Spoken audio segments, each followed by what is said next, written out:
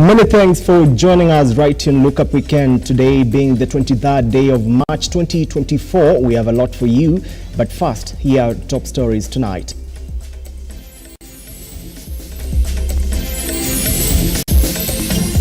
Tonight on Lookup Weekend, any person who is involved, whether he's a member of the public in the private space or a public officer in the space of government, will punish them very painfully and very severely. The government is set to launch a crackdown on land fraudsters, says Interior CS Kindiki. Hatuwezi kubali watoto wetu wauziwe sumu wakufe tukiwa kwa serikali. No relenting in the war against illicit brew, says Deputy President Rigathi Gachagua.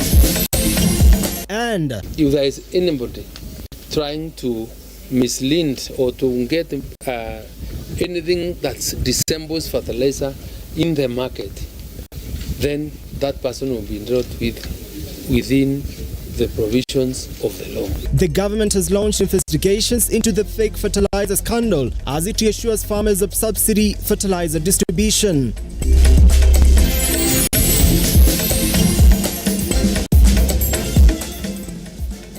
Thank you so much for joining us from wherever you're watching from. I'm glad you could just make time for this. Once again, my name is John Matava. Our sign language interpreter is Felista Adundo. Let's get started. Interior Cabinet Secretary Kindiki has vowed to intensify the war against land fraud in the country. While on a visit to Kajiado County, Kindiki met security officials and agencies promising to end land grabbing menace in the region.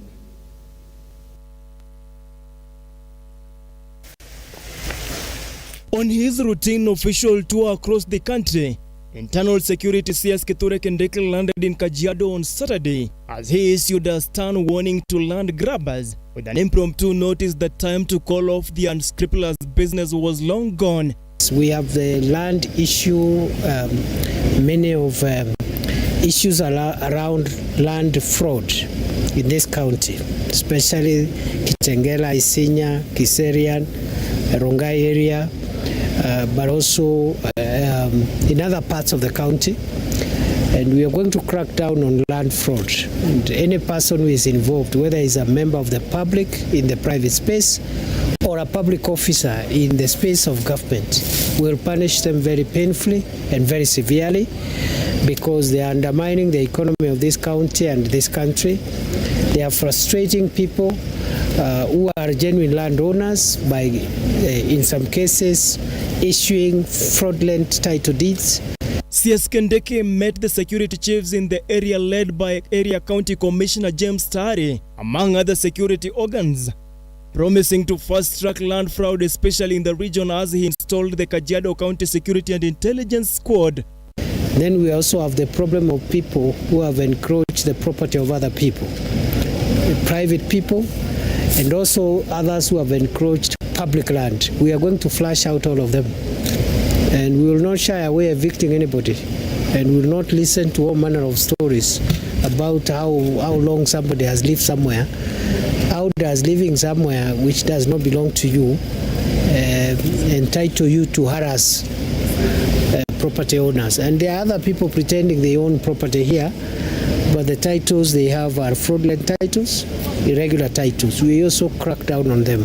In the new plans to continue the war against trafficking, illegal alcohol and substance abuse, Kindiki highlighted efforts made in affirming his commitment to the issue, as he revealed that at least 9,500 licenses and alcohol joints had been revoked across the country. Stanley Lugaria, Lookuptv. Deputy President Rigathi Gachagua is adamant that the government will not relent in the fight against illicit brew and drug abuse across the country. Speaking in Meru County at a fundraising function in Amenti Central, Gachagua has demanded that all bar owners adhere to the new regulations set out by the Interior CS Kindiki in conjunction with the top security agencies. Our reporter Henry Nyula with more. While in Imenti Central in Meru County of the expansive Mount Kenya region that has come under the sharp eye of the media and the government due to an increase in deaths associated with the consumption of illicit brew and other drug abuse, Deputy President Rigathi Gachagua has affirmed the government has doubled the fight against illicit brew and will no longer watch from the fence as many people fall victims to the menace. Hatuwezi kubali watoto wetu wauziwe sumu wakufe tukiwa kwa serikali. We cannot accept. Hatuwezi. We cannot accept. Watu wanatupigia kelele, sijui watu ya baa nini. Hakuna. Sisi hatuna shida na ile baa inauza pombe nzuri. Enda uza ile mzuri, wale wanataka kunywa wakunywe. Lakini sumu imewekwa kwa chupa ati ni pombe, hatuwezi kubali. Gachagua has noted the problem of illicit brew has for the longest time caused top security agencies sleepless nights, and the president has directed that it be dealt with once and for all. In Meru County, for instance, the government will focus more on the high level of insecurity while also seeking to eliminate illicit brew consumption. Vijana wetu walikuwa wanalala kwa mitaro. Wengine wameoa, amefika kwa nyumba. Bibi ni msichana mdogo mrembo, amelala kwa kitanda, kijana amelala chini ya kitanda. Si hapo ndio tulikuwa tumefika? The community was getting extinct. Ulikuwa unatembea kwa barabara, hakuna mtu amebeba mtoto. Si ndio? Lakini sasa mambo itakuwa sawa sawa. To guarantee success in the measures aimed at destroying the stubborn network of illicit brew manufacturing, the government insists all bar owners and anyone involved in the liquor business must adhere to new regulations set out by the top security agencies in the country in conjunction with the Ministry of Security. Na vilabu tumesema hakuna klabu itafunguliwa mchana. Watu waende wafanya kazi. Yule anataka kupigana na mimi na Kindiki na president, watu ya bar, karibuni tupigane. It's okay. But we are clear in our mind that we must save the next generation. Henry Anyula, Lookuptv. The government has initiated investigations into counterfeit fertilizer in the country, warning that those found guilty will face severe legal action. Agriculture CS Kindiki Vows, however, says that his office is yet to receive any formal complaints on the same. After recent revelations by Kenya Bureau of Standards that farmers were given counterfeit fertilizer by untrustworthy traders, resulting in a decline in crop production, the Ministry of Agriculture tells a different narrative. Mimi ni mkulima na nimekuja kufuatilia mbolea huku. Sasa nimekuja huku kwa siku 4. Nimejaribu kupanga laini, ninaandikwa kwa listi, unakuta upati fertilizer wengine, lakini unaona wengine wanakuja na magari na wanapewa fertilizer. According to Agriculture CS Kindiki, his office has not received any complaints regarding the substandard fertilizer, assuring farmers that the government has ordered more affordable fertilizer to arrive in the country by the first week of April. I have not received any formal complaint other than what we read from the media of anyone complaining of use of that fertilizer that is alleged to not be of any quality. Kenyan Bureau of Standards has not given me any letter or complaint of any supplier within the subsidy program that is supplying fertilizer that does not meet the required standard. So I do not want to deal with speculation because I can only be a responsible member of government when I'm dealing with the facts that are verifiable. Elsewhere, farmers in Mbeere region have raised concern regarding delays in affordable fertilizer, citing corruption in the distribution of fertilizer. I called the Minister of Agriculture, Honorable Rinturi, and I told him the problem we are facing here in Ishiara, National Cereal and Produce Board warehouses, that we have a serious crisis here which is not properly addressed as far as fertilizers is concerned. I asked the minister whether it is possible to get enough fertilizer here. He committed that in a week's time there will be enough fertilizer here in Ishiara. However, the managers in charge of this place. Edgar Wabwire, Lookuptv. Siaya County registers more than 3,000 tuberculosis cases annually, making it one of the high-burden counties. Area TB coordinator Mary Wambura has revealed. According to the report, a majority of the patients who seek medical assistance early and adhere to the treatment plans get cured.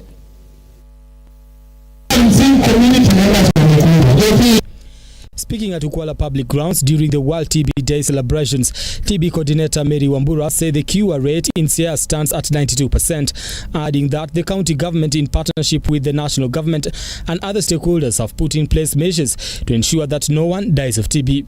Wambura called on Kenyans to be wary of the disease that she added was still rampant, with Africa bearing the biggest burden of the disease. TB is not only in Siaya, but we get the information that TB is still rampant. African countries bear the biggest burden of TB prevalence in this world, and Kenya is ranked among the high burden for TB in Africa. We are position 30. And again, within Kenya, we ranked the 10 high burden counties. And Siaya is among the 10 high burden counties in Kenya. So every year we always register between 2,500 to 3,500 TB plants whom we treat. Addressing the occasion, Ugenya Deputy County Commissioner Beatrice Dekeyo called for close working relationship between the public and relevant stakeholders to meet the national goal of eradicating TB by the year 2030. Vema hivi vile tumesikia ripoti nazo ambazo tumesomewa hapa kuwa tunafanya kazi kwa pamoja kuhakikisha kuwa tunapunguza visa vya ugonjwa huu katika jamii yetu ya Siaya. Brian Amwai, Lookuptv. Laikipia Governor Joshua Irungu has urged residents to sparingly use water, noting that rivers in the region like Wasonyiro are slowly drying up. Daniel Kenyanya now reports.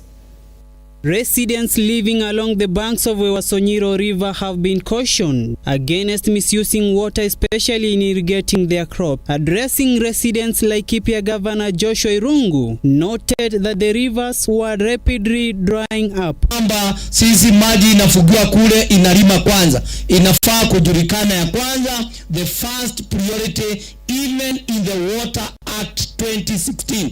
It is water for drinking. Kwa hiyo maji yashiriwe kwanza, watu wapate maji ya ng'ombe na maji ya kunywa kabla tufikirie mambo ya kulima. The governor also urged the Water Resource Authority to intervene and make sure the rivers are flowing. Hapa watu wa Water Resource Authority na watu wa LUA ni lazima nyinyi mtusaidie. Ni lazima tusaidiane kwa ukweli. Kwa sababu kuna wakati ile maji ni yetu sisi zote. James Sierra, who is an analyst from Twaweza organization, said that the research that was conducted by Twaweza shows 78% of people in Laikipia get clean water compared to the previous survey, which was done by the government, catered 69%. Big proportion ambao wanapata maji kwa njia nyingine ambayo ni safi. Maybe they have access to borehole, and that stands at 23%. So when we combine the two, as in clean sources of water, we found that Laikipia has around 78% of the household ambazo zinapata maji mazuri ambayo ni masafi ya kuweza kunywa, compared to the national statistics that stands at 69%. Madenge Nderitu, an officer of Nanyuki Water and Sanitation Company, stated that the water is a resource used by everyone and called on the government to intervene. Government comes in and does those cross-county projects because there is a national resource and the national government can stand in if there is any conflict. Daniel Omayo, Lookuptv. Residents of Bangladesh, Mombasa County are decrying severe water shortage that is threatening their lives. They further raised their concerns over the water distributed by Coast Water Development Company, saying it barely caters for their domestic needs. Mercy Atieno, a mother of 4, has little to smile about as the world marks Water Day, decrying an acute water shortage since the road construction project started in 2010. Mtungi mbili haiwezi tuserve hapa ndani kuoga kila siku. Na changamoto ya maji tumeanza kuona kuanzia kitambo. Kitambo tulikuwa tunasaviwa na pipes hizi za maji, na tangu waanze kutengeza barabara, mfereji zilikuja zikasaulika. Sasa hiyo mtungi mbili haiwezi kuserve hadi maji irudi. Itabidi uingie mfukoni mwako ununue maji.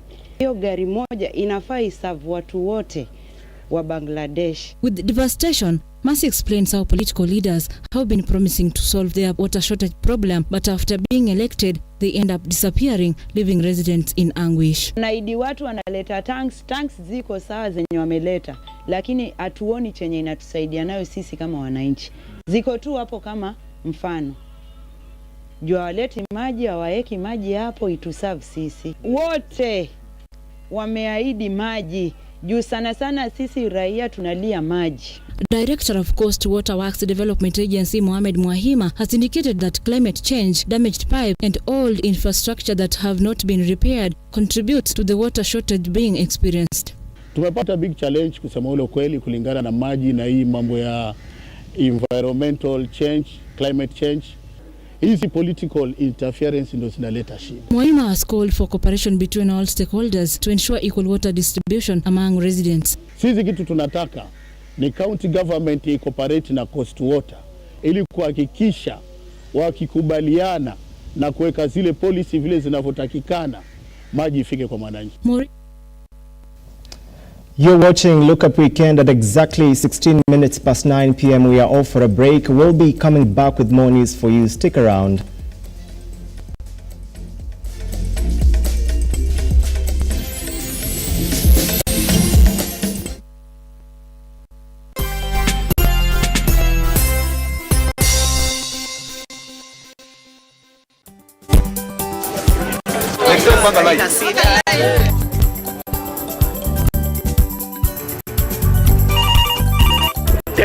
Mambo ni mawili, kufikisha, kumwaga na kurudi. Kulala ni mwaka mpya.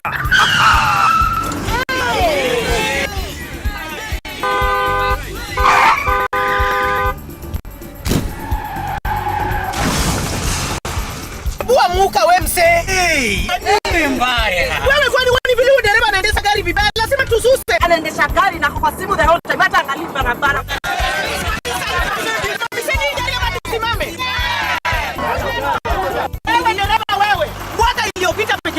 Watu zaidi ya 3,000 walipoteza maisha yao barabarani kwa sababu ya tabia kama hizo. Hautatuangamiza tukiona. Naomba msamaha, nitampeleka vizuri. Si wameomba msamaha. Sasa tuende tusafiri kwa mwendo wa aste. Dere Smart hufikisha abiria salama. Ujumbe huu umeletwa kwako na NTSA kwa ushirikiano na European Union. Are you a junior secondary school, a college, a TVET institution or a university and you want to advertise your intake? Book now and advertise with us today on both Lookuptv and all our digital platforms. Call us today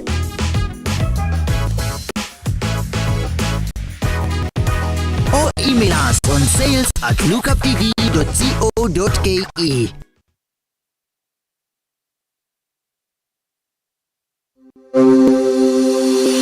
Open University of Kenya, which was chartered on the 3rd of August 2023, aims to revolutionize higher education by breaking down barriers such as cost, previous exam grades, and geographical location through online open learning at the comfort of your home, job, etc., thus ensuring accessibility to education for all members of the society. In a nutshell, Open University of Kenya leverages technology to deliver education. Open University has brought a new door in the Kenya education system where learners are able to access education in a flexible, affordable, and all-inclusive.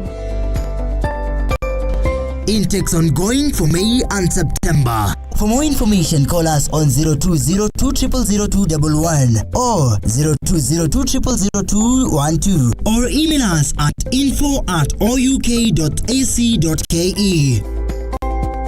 Open University of Kenya, an innovative university for inclusive prosperity.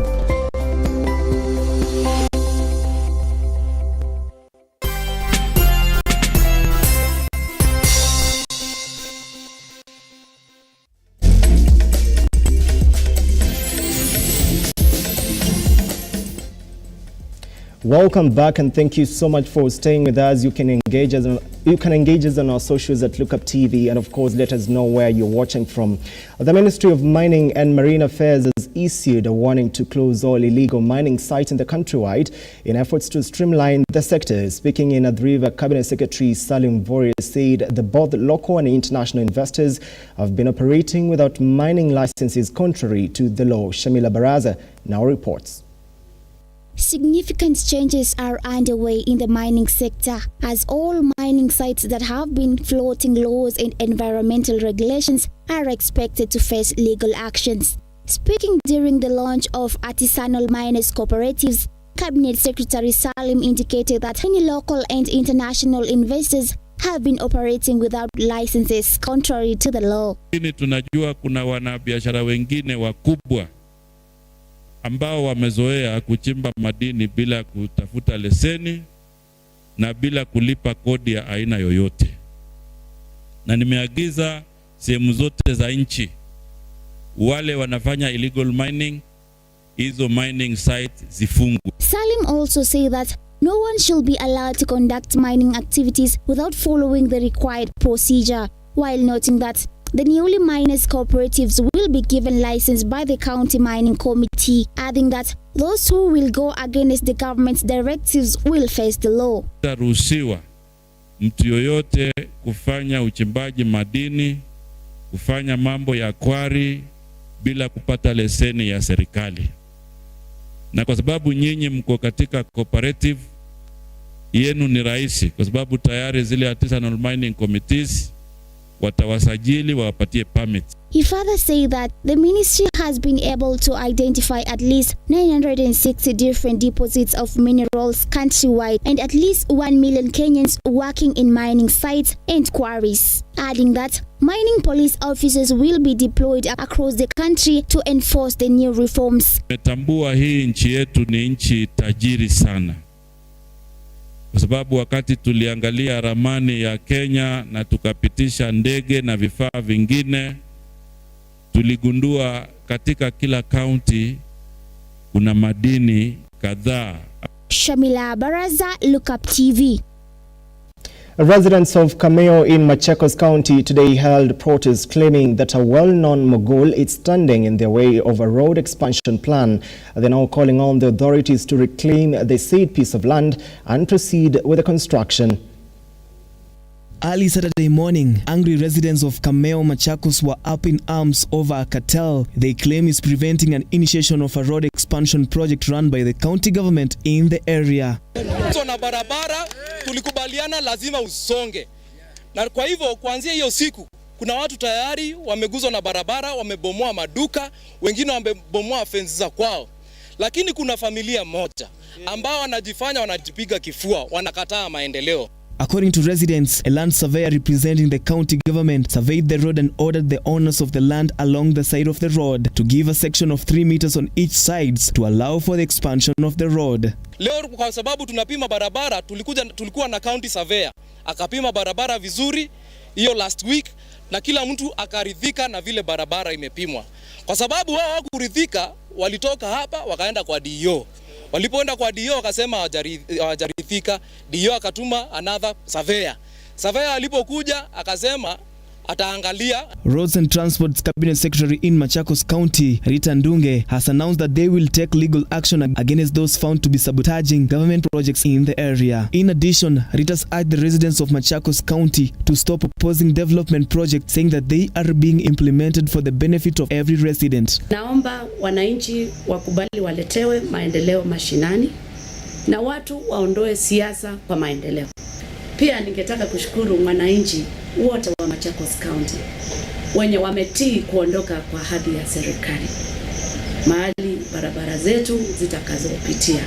Onesmus Msonye, Lookuptv.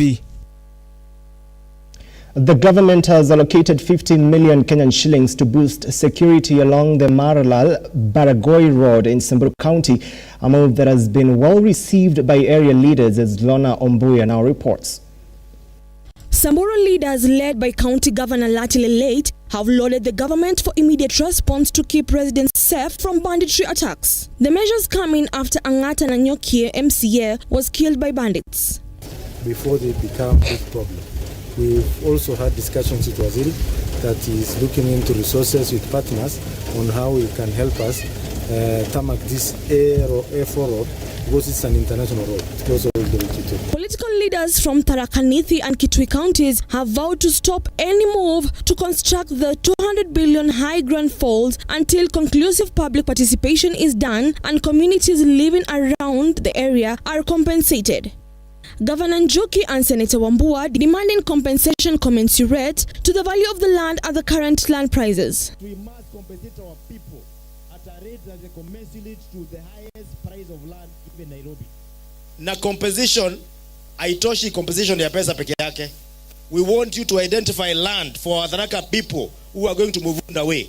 Finally, Mbeere North MP Geoffrey Ruku has hailed the judiciary for standing firm and working independently on the affordable housing levy. Speaking at ACK St. Luke's, Siangera, Ruku noted that some individuals want to use the court for personal and political gains.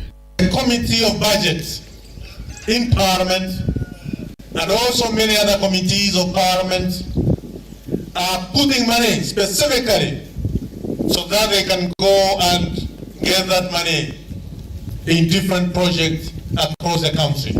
Lona Lorraine Ombuya, Lookuptv.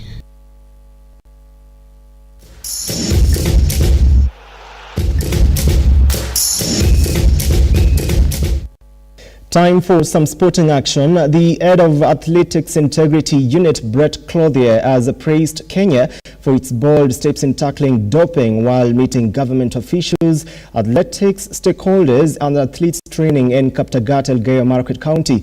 Clothier lauded plans by the Anti-Doping Agency of Kenya and the Athletics Kenya to open an office in Eldoret to support athletes who train in the area.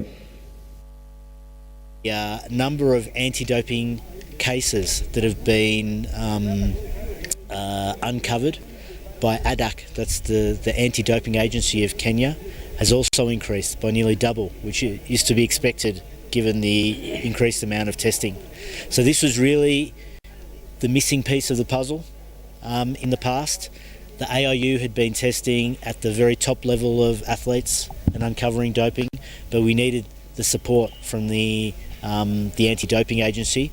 To establish an office in Eldoret for Athletics Kenya so that we can be accessible to athletes' needs and also whatever they want, we are there. They have also established an office in Eldoret for ADAK because most of the athletes are Defending champions Kabras Sugar have edged out Nanda Scripts by 37 points to 9 in a Kenya Cup semi-final encounter played at the Kakamega Showground, making it their 9th consecutive Kenya Cup final. Elsewhere, KCB beat Menengai Oilers 21 points to 12 at the KCB Sports Club. Kabras Sugar will now lock horns with KCB in the final set for Kakamega on 6th of April. The game went well. Look, the scoreboard, we are very, very grateful and we are truly honored that the Lord has given us this opportunity to showcase the young talent, the young boys' talent. But we as the technical team, we've got a few concerns. I mean, the scoreboard doesn't really reflect the true reflection of the dominance that was happening here. So we've got a few work-ons for the next 2 weeks. I think we've already received word we're facing KCB. Congratulations to them. Without any fear of favor to say, we were just waiting for either because our plan, like I said, we plan ahead. We had already planned for the finals.